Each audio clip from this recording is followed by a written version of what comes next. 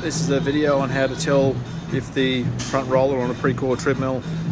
is slipping, where the pulley, the drive pulley that goes with the drive motor, is slipping on the front roller.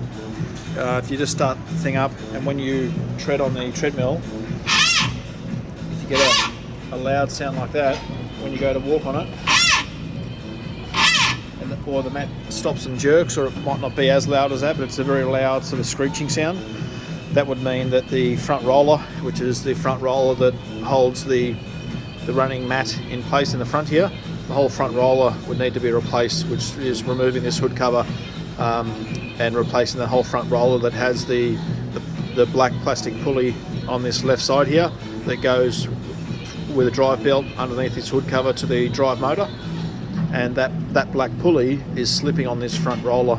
so we need to replace that whole front roller assembly itself. Thanks.